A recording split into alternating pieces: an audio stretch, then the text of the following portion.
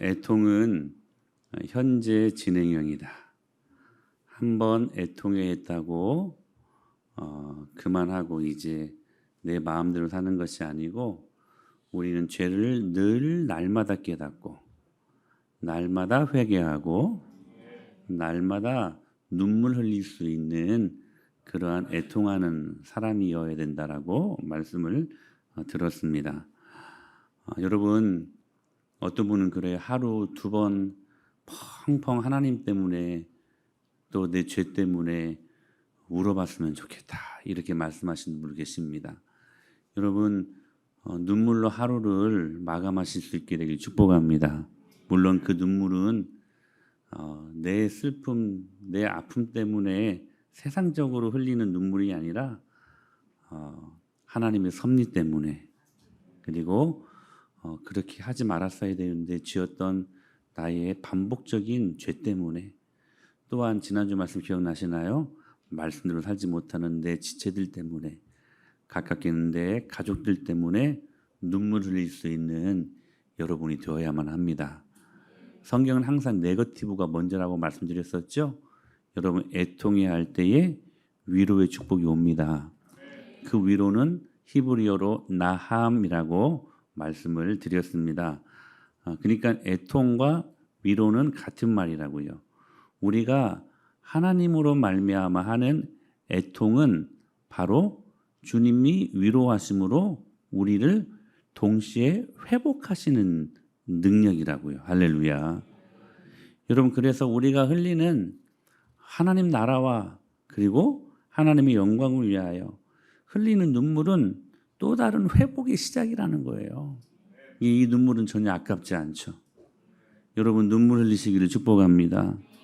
그리고 애통은 파라칼레오다라고 말씀을 드렸습니다. 파라, 뭐뭐 곁에서, 칼레오, 뭐예요? 우리를 부르시다. 예? 그러니까 잘 적어 놓으셨죠?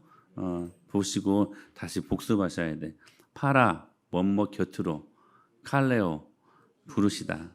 우리가 애통해 할 때에 우리를 부르신다는 거예요. 할렐루야. 그리고 또 다른 의미가 있다고 말씀드렸었죠. 내 곁에 부르셔서 파라클레토스, 그게 보혜사 성령님의 이름이라고요. 우리를 도우시는 분이시고 우리를 대변해 주시는 분이시다.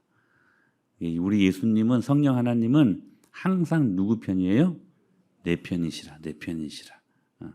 세상이 다 등을 돌려도 우리 성령 하나님은 항상 내 편이시다. 할렐루야. 그게 우리가 애통해 할 때 받는 위로의 축복이라고 하는 것입니다. 그리고 이 오후 시간에 이제 한 가지를 말씀드리는데, 그러면 그 위로는 무엇으로 올까? 그 위로는 사람과 환경과 상황으로 오지만 가장 정확한 것은 하나님의 위로는 말씀을 통해서 옵니다. 여러분들은 매일 말씀을 받을 때 위로받으셔야 돼요.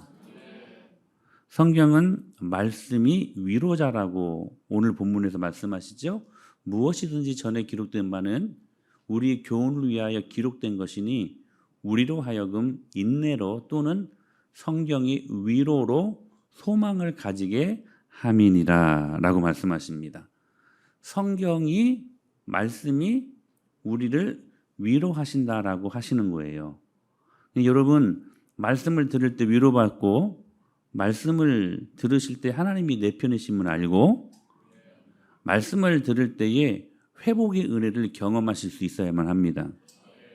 그러므로 자기 죄로 인하여 또는 공동체의 죄악으로 인해 애통해하는 사람들에게 주님은 반드시 위로해 주시는데, 그것은 말씀의 위로를 주시는 방식으로 우리를 하나님이 위로하신다는 것입니다. 여러분, 말씀을 읽으면서 그래서 위로받으셔야 돼. 그리고 격려와 하나님의 응원과 지지를 힘입어야 돼. 말씀을 읽으면서.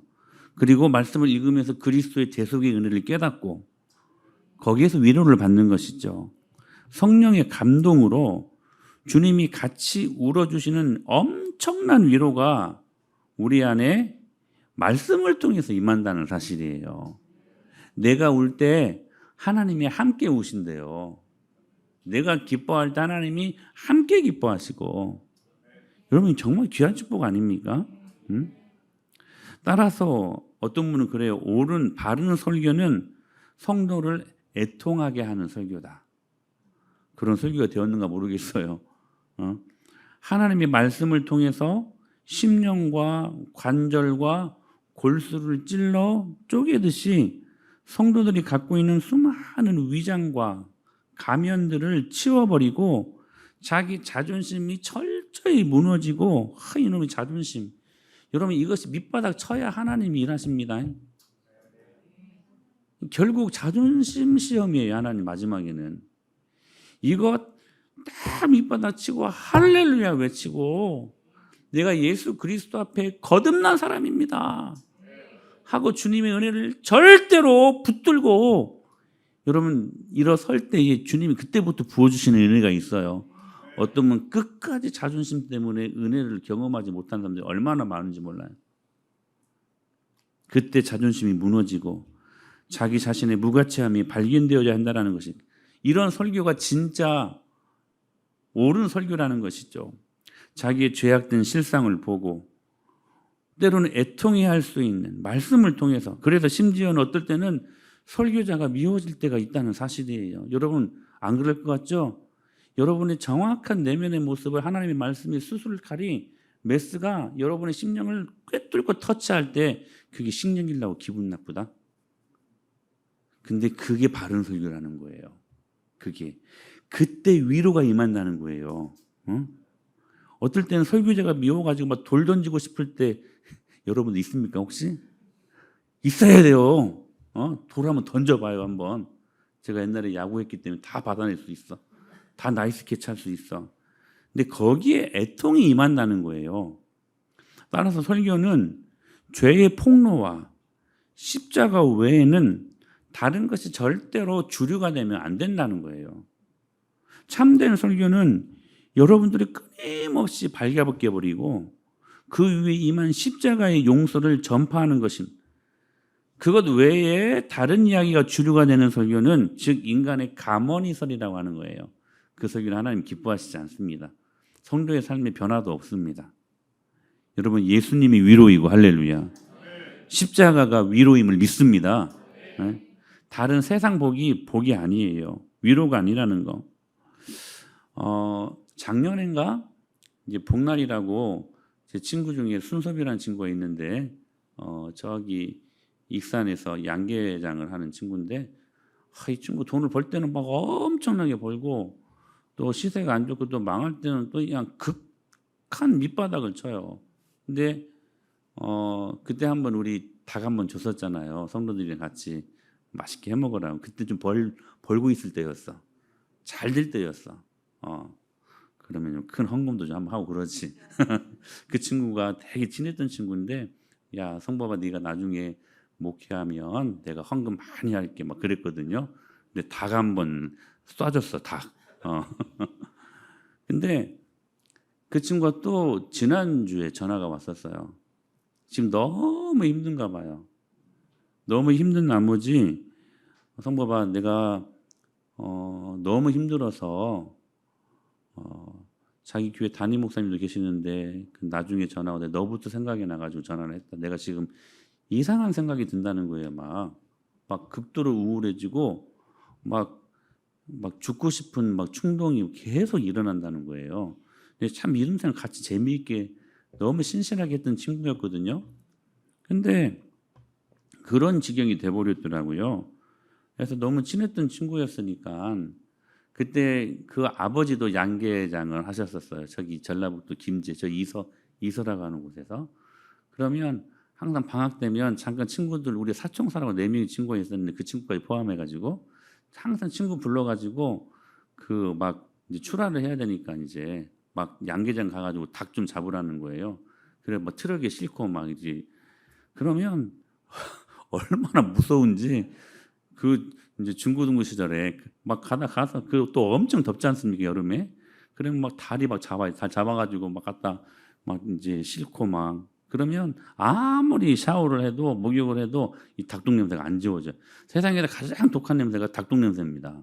그럼 수고했다고 닭똥집 있잖아요. 어머님이 다 이렇게 양념해가지고 연탄불에다 막 구워주시고 가서 닭은 참 원 없이 먹었었네. 예, 닭은. 그런 친구였어요. 근데 그런 추억들도 있고 참 친했던 친구인데 그런 이상한 생각이 든다길래 저도 모르게 막 눈물이 나더라고요. 막 얘가 왜 이렇게 돼버렸는가 하는 막 같이 막 울어서 함께 막 울더라고요. 함께 울더라고요. 근데 거기에 여러분 위로가 임하지 않습니다. 물론 함께 울 때 같이 울므로 말미암아 위로의 축복이 임하지만 반드시 하나님의 말씀을 통해서 위로는 임합니다. 그리고 제가요 한참 울다가 갑자기 제가 정색하고요. 그런데 막 우리 같이 울었어요. 막 울다가 그런데 순서봐 너 자살하면 지옥 간다. 제가 그랬어요 진짜. 여러분 자살하면 지옥 갑니다. 예? 아멘. 자살하면 진짜 안 돼요. 자살하면 가서 제가 죽여버립니다. 자살하면 지옥 간다. 예, 애들 알았냐? 예, 저는 그렇게 믿어요. 자살하면. 왜냐하면 하나님이 주신 생명에 내가 권한이 없어요. 내가 끊어버릴 수 있는 권한이 없어요. 그건 하나님의 이름을 내가 찬탄하는 거야. 자살하면 지옥 가요. 지옥 가요. 그래서 순섭이한테 순섭아 자살하면 그런데 지옥 간다? 하면서요. 제가 이 말씀을 야고보서 1장 2절 말씀 한번 찾아주시겠어요? 이 말씀이 딱 생각이 나서 이 말씀 그대로 위로해 줬어요. 시작.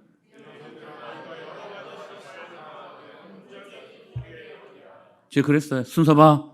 막 실컷 울고 난 다음에 순서봐. 너 자살하면 너 지옥 간다? 하고 난 다음에 너 지금 막 죽고 싶은 그 상황 속에 있지만 성경이 이렇게 말씀한다. 여러 가지 시험을 당하거든 온전히 기쁘게 여겨라. 순서봐. 기쁘게 여겨라. 하나님 살아계신다. 얘가 눈물을 울음을 또 끊더라고요. 그리고 성부가 고맙다 하고 전화를 끊더라고요. 다시 한번 제가 한 일주일 지나서 제가 그전에 다시 한번 전화를 했었어요. 그러니까 얘 목소리가 생생하더라고요. 전에 같지 않았어요. 순서가 어떠냐 지금은 힘들지만 그때 성법이 네가 기도해줘서 내가 지금 힘을 얻고 있다. 그렇게 고백을 하더라고요. 여러분 위로는 말씀을 통해서 옵니다. 어둡지 않은 여러분의 지식과 어둡지 않은 여러분의 경험이 있잖아요. 그걸로 위로하려고 하지 마세요. 그러니까 말씀의 강자가 되어야 돼. 어느 상황 속에서 어떻게 말씀으로 우리가 상대방을 위로할 것인가. 그래서 여러분의 그 짧은 이성, 짧은 경험 그거 의지하지 마. 그런 걸로 위로하려고 하지 마세요. 오로지 하나님 말씀으로. 오로지 하나님 말씀으로. 할렐루야. 사랑하는 여러분, 우리는 끊임없이 애통해야만 합니다. 애통할 때 하나님은 동시에 위로의 축복을 주십니다. 회복을 약속하셨어요. 예수님 안에서 흘리는 눈물은 반드시 우리를 회복하게 하신대요. 믿으세요. 제발 좀 우세요. 네? 그럼 회복한다니까. 여러분의 물질의 문제도 회복한다고. 회복. 이게 말씀을 관념적으로 들으면 안 돼요. 말씀은 정말 실질적이고 말씀은 정말로 실제적이고 말씀이야말로 진짜로 현실이야. 여러분 이 말씀을 믿으세요. 여러분이 그동안 예수님으로 말미암아 살지 못했고 죄악 가운데 내 자아가 충만해 살았던 그 연약함들을 주님 앞에 회개하고 우세요. 그때 주님이 회복을 약속하셨다니까요. 몸이 아픈 자들은 건강도 주실 거예요. 관계에 어려움이 있는 자들은 관계 회복도 주실 거예요. 그게 말씀에서 약속하시는 회복의 은혜라니까. 위로의 은혜라니까. 다른 다 떠나도 하나님 한 분 전능하신 그분 한 분 내 편이시면 그걸로 되는 것 아닙니까? 여러분 그 주님으로 기쁘게 여기시고 우리가 주님으로 말미암아 슬퍼할 때 눈물 흘릴 때 우리들 마음속에 주님이 새로운 기쁨을 주실 것을 믿습니다. 그게 위로의 위로. 오늘 그 은혜를 경험하고 오늘도 말씀 앞에 실질적으로 사는 복음이 여러분 관념이 아니고요. 사변이 절대로 아닙니다. 삼강오륜이 아니에요. 말씀은 오늘 나를 살게 하는 실제적인 능력이야.